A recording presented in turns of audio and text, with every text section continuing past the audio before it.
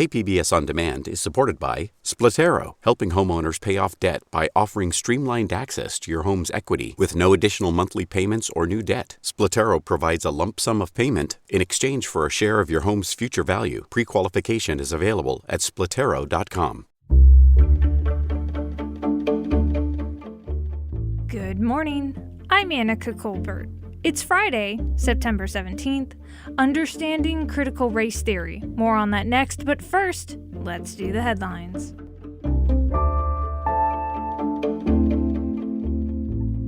The latest data from San Diego County shows that while the current surge of COVID-19 cases appears to have slowed over the past 2 weeks, 3 times as many people died from COVID-19 last week compared to the week before.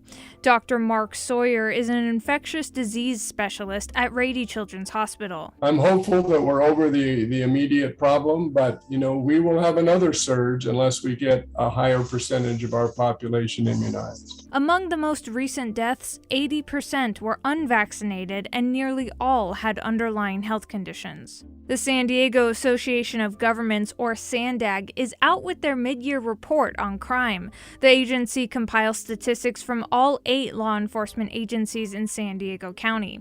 The report says murder is down in the first 6 months of this year compared to last year, but up from the same period in 2019. SANDAG's Director of Program Research and Management, Cynthia Burke, says aggravated assault is up. And those were up 20% from 2021 to 2020. But even more telling is that the percent that involved a firearm was up 55%. Property crime was also up from last year, but lower than in 2019. San Diego Comic-Con says badges will go on sale a week from Saturday for its event over Thanksgiving weekend. Convention goers will be required to show proof of COVID-19 vaccination or a negative COVID-19 test to get in. Online ticket sales will start 11 a.m. on September 25th. From KPBS, you're listening to San Diego News Now. Stay with me for more of the local news you need. KPBS On Demand is supported by UC San Diego's Art Power, presenting cellist Joshua Roman, performing from his album Immunity, alongside music by J.S. Bach and more. Sunday, June 22nd at UC San Diego's Epstein Family Amphitheater. Reserve your tickets at artpower.ucsd.edu. It's called critical race theory. It's something studied in law school as an academic framework that examines the impact of systemic racism on institutions and laws. But somehow it's now front and center in the ongoing culture war over what our children are learning in K-12 schools. KPBS's Jade Hindman explores what students are actually learning in school and how critical race theory is being misunderstood. Schedules are available via PowerPoint student portal. Schools are back in session, and tensions continue to boil over at school board meetings when critical race theory is mentioned. We do not want our children to be taught that America is systemically racist. The furor is being fed by social conservatives and right-leaning media who say it's replacing the traditional teaching of history and social studies in K-12 schools. But that's not what's happening. In fact, if you're taking a class on critical race theory, you're probably in law school. Kiara Bridges is a UC Berkeley law professor and the author of a book called Critical Race Theory, a primer. No kindergartner that I know is familiar with the Constitution. In fact, no 12th grader that I know has a baseline level of knowledge in order to engage with critical race theory. So critical race theory is not being taught in K-12 schools. So if critical race theory isn't being taught in K-12 schools, what is the controversy? Well, as many schools incorporate a better understanding of the ongoing impacts of racism and bigotry in their curriculums, conservative activists are responding by pushing for sweeping bans to suppress education about race and American history. Any talk about race that is less than celebratory, that sort of says we triumphed. We abolished slavery, and then we passed the Civil Rights Act, and we triumphed over our tragic racial history. any talk that challenges that narrative that suggests that we still have a lot of work to do when it comes to racial inequality, that's critical race theory, according to these conservative activists. And that's what they're trying to keep out of K through 12 schools. Let's look at the Ramona Unified School District. The board there recently banned what they called 10 concepts about race from being taught in the classroom. As reported by the San Diego Union Tribune, the school board president said the goal is to make sure lessons focus on American exceptionalism. The goal of banning critical race theory or the goal of banning ethnic studies is indeed to maintain this idea of a white, masculine, Christian American exceptionalism. And that's precisely what is so dangerous about these bans. Sarah Clark Kaplan is a professor of ethnic studies and executive director of the Anti-Racist Research and Policy Center at American University. She says Ramona Unified's ban, and those like it across the country, are actually seeking to remove ethnic studies from the classroom to maintain the myth of American exceptionalism. I think we can think of American exceptionalism as justifying, Andrew Jackson's crusade against Indigenous people, as originating the Trail of Tears, as suggesting that Africans who were kidnapped and enslaved were in fact being saved from their dark life in Africa. All of these deeply oppressive systems have their root in American exceptionalism. Scholars argue that ethnic studies curriculums help correct the myth of American exceptionalism by highlighting the untold struggles and contributions of people who've been historically marginalized. Once we can diagnose a situation and we can understand that we have a role to play in it, then we are then obligated to think about how to change the parts of it that we don't like. That's what ethnic studies does. How do you understand history, sociology, cultural production, and how do you understand how we can change it? And to that point, Bridges says it's time to move the conversation beyond erroneous terms and the manufactured conflict over critical race theory. Do you want our kids to learn everything about this country, or do you want them to learn a myth about this country? I think that most sober thinkers would say, let's teach them everything, because that's the only weapon we have against repeating the mistakes of our past. And that reporting from KPBS's Jade Hindman.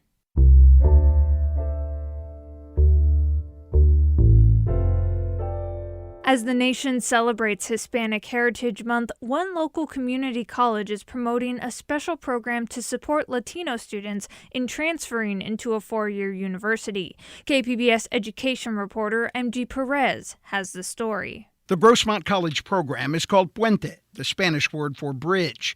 Puente's students are Latino and often the first in their family to go to college.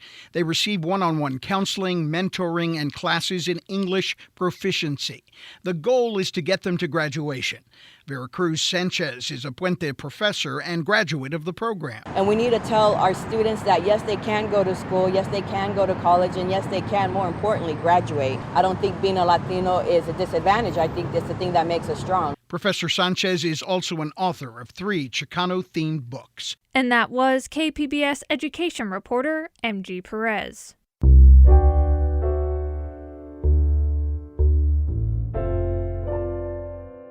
There's a weekend-long event going on in Vista that provides resources for veterans. KPBS North County reporter Tanya Thorne has more. Green Oak Ranch in Vista is a place of healing for U.S. veterans this weekend. For the 5th year, North County Veterans Stand Down brings resources for veterans to one place. Kelly Luisi with Homeless Veterans of San Diego says this year the event is needed more than ever.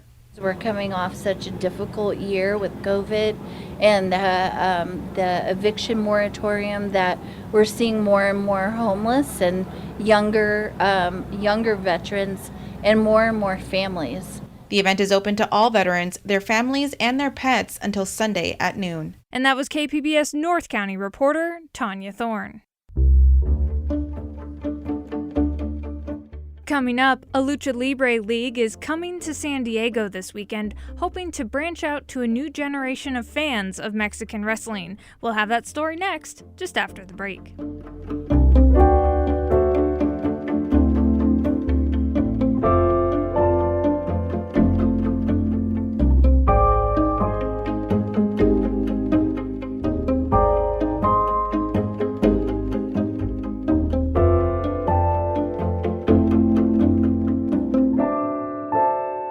KPBS On Demand is supported by Splatero, helping homeowners pay for home improvements by offering streamlined access to your home's equity with no additional monthly payments or new debt. Splatero provides a lump sum payment in exchange for a share of your home's future value. Pre-qualification available at splatero.com.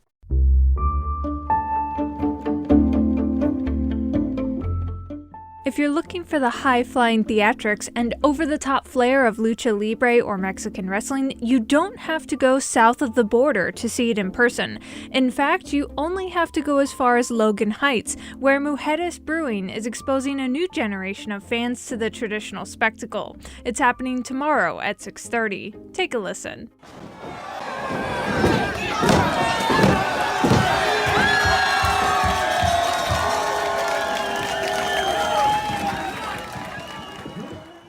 San Diego Union Tribune reporter Andrea Lopez Villafaña covered the story. She spoke with KPBS Midday Edition host Jade Hindman. So tell us a little bit about Lucha Libre and its popularity here in the United States. Yeah, Lucha Libre is huge. Many of us who are Latinos, we instantly feel a sense of, recognizing it whenever we see it, right? Luchadores wear these really colorful masks and sometimes these really interesting costumes, and they have these really elaborate kind of performances in the ring, right? It's in a way entertainment. It can be a little theatrical. You have like the good guy and the bad guy. But yeah, they have like really amazing tricks that they do, and it's a lot of freestyle wrestling, but it can be really awesome and fun to watch. And where are these matches being held? Yeah, so right now, the organization that is really introducing them into the neighborhood of Logan Heights and hopefully expanding to other areas of San Diego is US Baja Stars. And right now they're taking place in Logan Heights at Mujeres Brew House. Before that, they were in Otay Mesa. They wanted to be closer to the border, but because of COVID, they haven't really been able to, come up with some sort of venue that can accommodate them. So now they're doing them outdoors at this brewery. Is this an expensive event to go to? No, absolutely not. So that's a big part of their mission. So these events can range from like $30 to $1,000, especially when you're talking about like WWE events. But this organization has really made it a point to make these wrestling matches accessible for people who maybe, normally wouldn't have enough money to pay for something like this. So they're about $25 for adults, and I believe it's $10 for children. Tell us a little bit about the wrestlers themselves. How do they get drawn into wrestling? What's the allure of being a luchador? Yeah, so I spoke to a couple that day, one of their most recent matches, and two guys are really interesting. I actually highlighted them in my story. Of course, there's a sense of mystery there because they don't use their actual names and they never take off their masks in public when they're at a wrestling match. But one of them, Romeo, he grew up in Tijuana and he would go to these wrestling matches with his dad. And they were like, he told me that this was like a date that he would go on his dad with. And so it had a very big significance to him. So ever since he was little, he wanted to be a luchador. But his dad said, you know what, first you got to get a career. So he's actually an attorney in Tijuana. He has his own law practice. And he started training. He really enjoyed fitness. And he always had a love for Lucha Libre. And he made a promise to his dad that one day he'd be a luchador. So he became one. And he's actually really, really fun to watch. And he's still an attorney. So by the day he has clients, and then in the afternoons he's in the gym practicing these like really elaborate tricks, and then on the weekends he's flying off to different states and competing in these matches. One of the other guys I interviewed, he lives in Spring Valley, and he's now a professional luchador. This is all he does. He doesn't have another side job. This is everything he does. And he's also, he grew up with somewhat of a love for Lucha Libre. He grew up around it, and he was kind of getting into trouble as a young boy, and sport was kind of a way for him to distract himself from those temptations. And so Lucha Libre kind of put him on the right track. Wow. Given that, I'm guessing that for many of the luchadors themselves, this isn't a full-time job, but could it be, or is it more of a passion for the people behind the masks? Yeah, it's definitely a full-time job. Most of the guys that were there had kind of, a side gig. Some of them are Uber drivers, some of them are construction workers, some of them are line cooks, different things that, the one I spoke with was an attorney.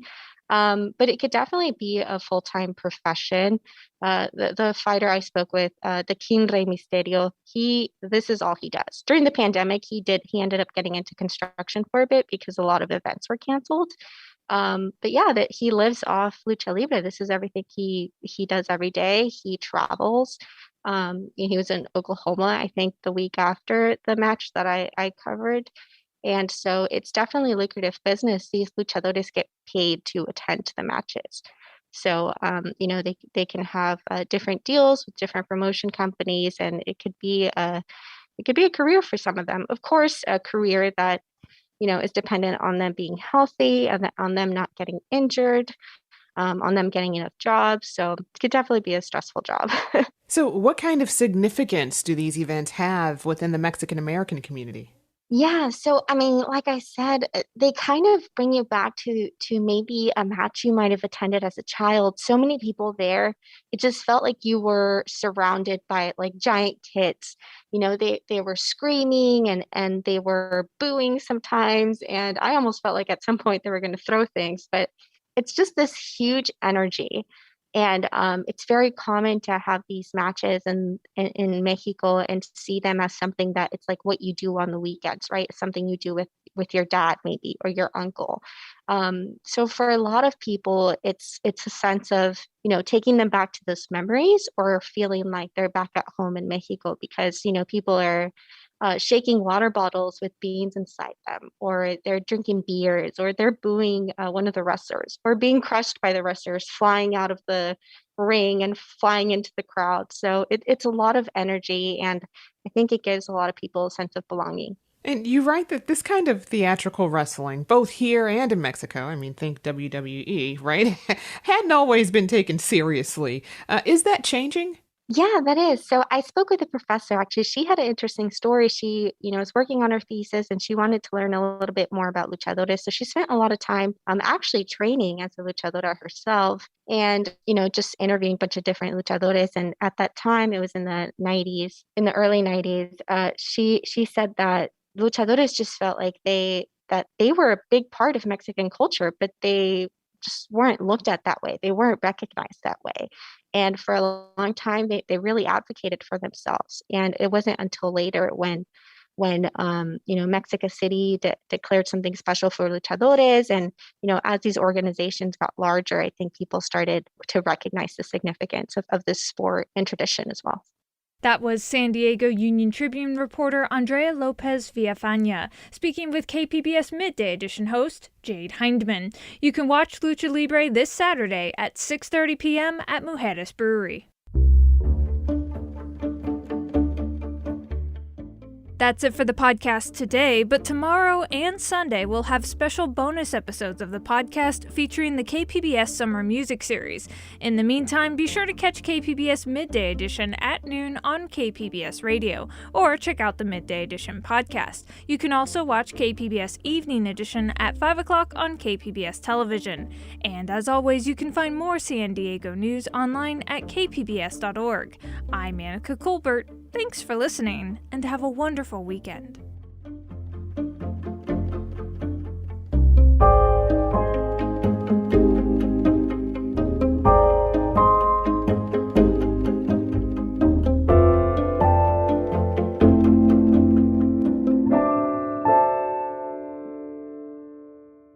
KPBS On Demand is supported by UC San Diego's Art Power, presenting cellist Joshua Roman, performing from his album Immunity, alongside music by J.S. Bach and more, Sunday, June 22nd at UC San Diego's Epstein Family Amphitheater. Reserve your tickets at artpower.ucsd.edu.